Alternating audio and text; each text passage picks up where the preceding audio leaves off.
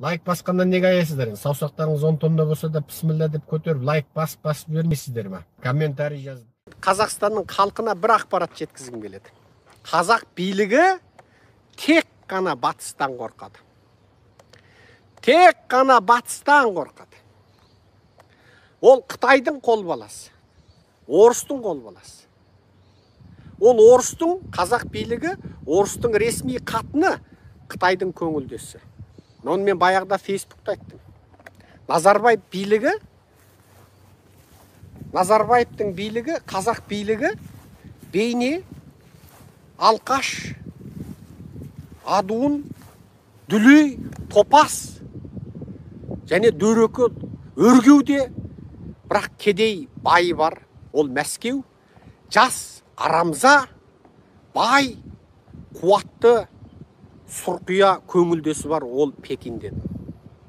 Міне, қазақ билігінің сыры осы. Бірақ осы сұрқия сайқал қатын, яғни қазақ билігі, ол батыстан қорқады. Неге? Ол ұрлаған ақшасын ешқашан Қытайда сақтамайды. Ол ешқашан ұрлаған ақшасын Мәскеуде сақтамайды. Мәскеудің әскери күшіне сүйенеді, Қытайдың триллион қаржысына сүйенеді. Бірақ ұрлаған, жырлаған қазақтың соры болған сол қалың байлықты ақшаны Еуропа мен Америкада жасырады. Енді қазақтың оппозициясына, барлық қазақтың жаңағы ашық ойлы азаматтарына менің айтатыным, билікпен күресу үшін жалғыз ғана жол батыспен одақ болу керекпіз. Барлық нәрсе батыстық ақпаратқа шығу керек. Батыстың елшіліктеріне бару керек. Батыстың медиасына шығу керек. Батыстың адам құқық ұйымдарына шығу керек. Батыстың саяси ұйымдарына шығу керек. Барлық мейлі ұйымдасқан белсенді оппозиция болсын, мейлі ұйымдаспаған жеке шауып жүрген жеке дара батырлар болсын, барлығына бір ғана шығар жол бар. Батыспен бірлесіп жұмыс жасау керек. Одан басқа амал жоқ, қазағым. Неге біз бүкіл батыстың медиасы арқылы, батыстың адамдық құқық ұйымдары арқылы азуын айға білеген алпауыт Қытайды тізе бүктіре алдық? Біз мықты емеспіз. Біз жай жігіттерміз. Біз жай сол Алматыда жай бір 15 жылғы Nissan Almera'ны мініп жүрген жігітпін мен. Сұмдық кәтежімде болған жоқ. Жай квартирада тұрдым. Жай кәдімгі қарапайым қазақтар тұратын қабат үйде, пәтерде болдым. Сұмдық 200 квадрат метр, 500 квадрат метр, 2000 квадрат метр, 5000 квадрат метр кәтежім болған жоқ. Кәдімгі қарапайым пәтерде тұрдым.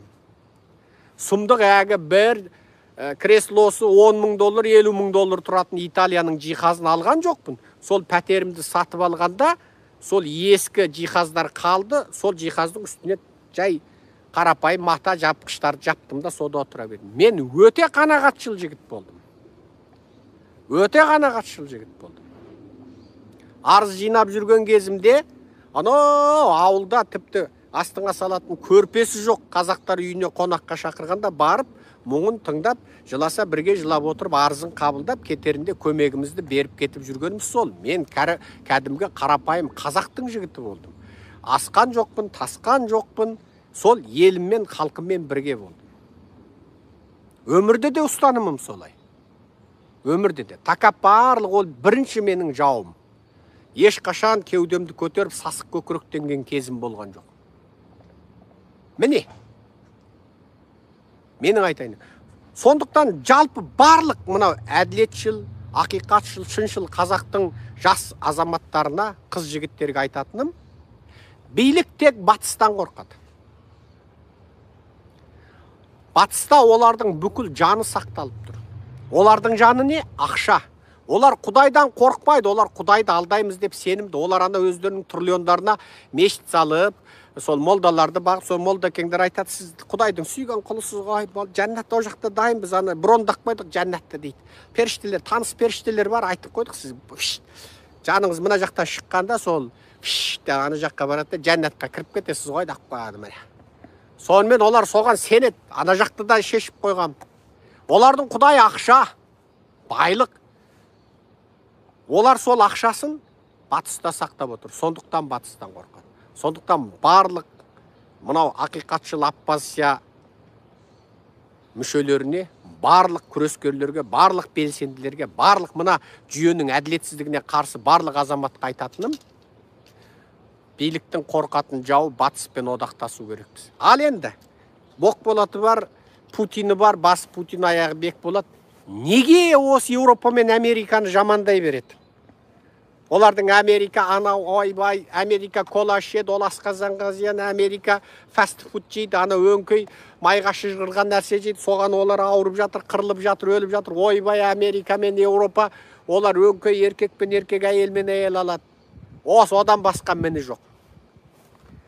Онда сендер Нұқ пайғамбарды жамандаңдар. Нұқтың баласы да кетті ғой. Онда Лұт пайғамбар жамандаңдар. Оның әйелі, қызы солай кетті ғой. Мына Иранның жылына бәленбай сондай қыз теке жаңа бәт жағарыңды дарғасады.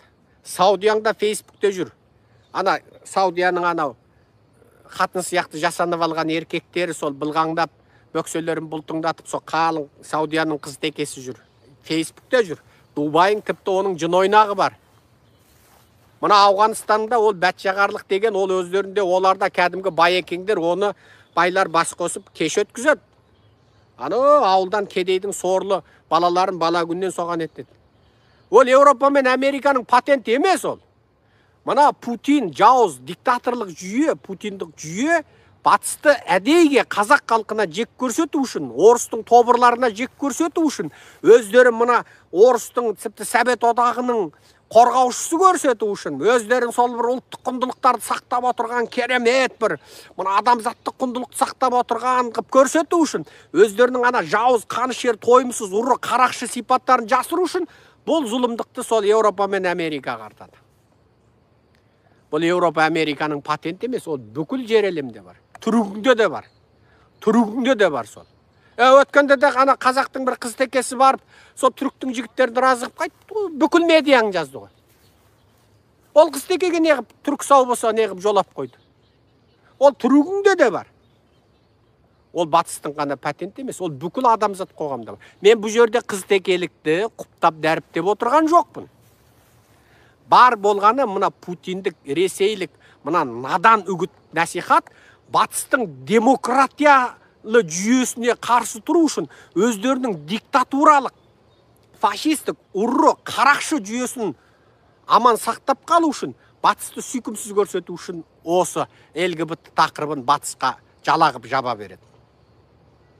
Жалағып жаба береді, ол Путиннен басталады. Ана орыстың, ана жаңағы аузы көпіршіктенген, ана қалың идеологтар осы жер бетіндегі ең таза жаңағы адами құндылықтары сақталған тек қана осы Ресей қып көрсетеді. Путин сол бүкіл адамзаттық құндылықтарды сақтап тұрған сол тұлға екен. Егер Путин болмағанда, мына батыс сол бүкіл жер шарын адамзатты сөйтіп, бәрін жаңа қыз теке бәт жағар қып қояды екен.